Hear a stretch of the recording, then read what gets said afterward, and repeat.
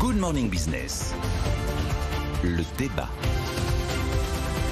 Avec le gouvernement qui lance cette plateforme aujourd'hui, Impact, qui va aider les entreprises à se préparer à publier leurs performances en matière de développement durable. C'est un peu la course contre la montre, en fait, Nicolas Dose. Oui, c'est ça. Il n'y aura pas de machine arrière. Ouais.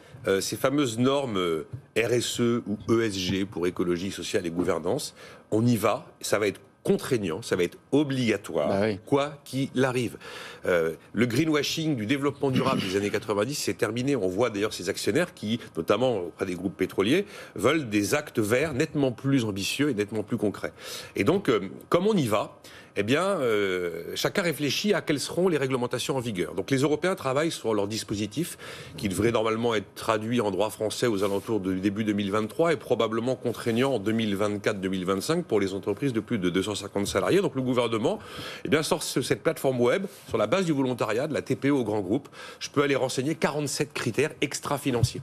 Donc l'extra-financier va devenir une contrainte qui va emporter sur la planète le match des normes extra-financières.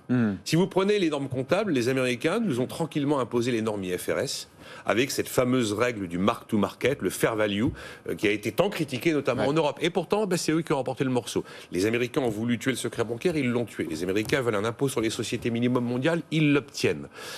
Et donc là, les Européens ont peut-être une carte à jouer pour essayer de ne pas être à nouveau à la traîne d'une volonté américaine qui s'appliquerait à l'ensemble de la planète. De toute façon, les Américains font ce qu'ils veulent. On fait des normes prudentielles pour encadrer les ratios de solvabilité des banques et des assureurs. Ils prennent ce qui les intéresse et ils ne prennent pas ils rejettent ce qui ne les intéresse pas. Donc là, il y a un enjeu. On peut être d'accord, pas d'accord, considérer que l'entreprise n'est là que pour faire du profit et qu'il faut écarter ces aspects extra-financiers. Oubliez, on ne les écartera pas. Tout devient contraignant. Il y a déjà des contraintes qui sont inscrites dans la loi climat. Il y a des contraintes qui sont inscrites dans la loi anti-gaspi. Vous devez faire la traçabilité du produit. Donc voilà, tout ça va devenir vraiment contraignant. Donc qui dit contrainte dit sanction. Donc il faut s'y préparer sérieusement et pas avec déni en se disant c'est du grand bullshit, n'importe quoi. Et donc chacun y va. Ouais. Les Français se disent qu'avec leur site Impact, peut-être qu'ils vont peser davantage au niveau européen sur la réflexion qui est menée pour essayer d'établir les futures règles. Après, le match États-Unis-Europe sera un vrai match. Ce serait pas mal de le gagner, celui-là. Ouais. Les chefs d'entreprise d'ailleurs se réunissent à Bercy aujourd'hui pour les 10e dialogues de l'inclusion et de la RSE. On y sera, on y est même partenaire. Voilà. Nicolas, vous y serez. Jean-Marc Daniel, cette réflexion, elle est absolument nécessaire. Simplement, vous connaissant un petit peu, j'imagine que vous allez nous dire que c'est pas nécessaire de mettre tant de normes pour y arriver. Oui, ce que je trouve intéressant dans ce qui se passe, c'est d'abord le fait que ce soit les 10e rencontres. Hein. Donc ça fait 10 ans, grosso modo, que ce problème est abordé. Donc il y a quand même dans l'environnement ESG, donc dans l'environnement des entreprises autour de ces enjeux qui sont d'ordre plus éthique que strictement économique, il y a une évolution dans les enjeux que l'on veut mettre en avant. C'est-à-dire, je maintiens, dans les années 60-70, on mettait en avant plutôt les relations sociales, on mettait en avant plutôt le respect des pays fournisseurs au travers de fonds de stabilisation des cours des matières premières. Là, on est axé véritablement vers la défense de l'environnement et la protection de la nature. Alors après, est-ce que la bonne réponse pour agir dans ce sens-là, si tant est que ça corresponde véritablement à la fois à une nécessité, ce que je crois, et aux attentes de la population, ce qui est assez probable, est-ce que c'est de multiplier les normes qui est la bonne solution? Ma réponse est manifestement non. Quelle surprise! Quelle surprise. Ah, voilà. Je suis d'accord avec Jean-Marc. Parce que, alors, il y a deux arguments. D'abord, on s'aperçoit que, en multipliant les normes, on les rend contradictoires les unes et les autres. On s'aperçoit qu'il arrive un moment où, plus il y a de normes, plus il est difficile de les satisfaire. Et finalement, la capacité à remplir toutes ces normes devient absolument impossible. Le deuxième élément qui est en jeu, c'est que si on multiplie les normes, on multiplie les gens qui les contournent. C'est-à-dire que, si vous imposez trop de contraintes à un marché, vous créez un marché noir.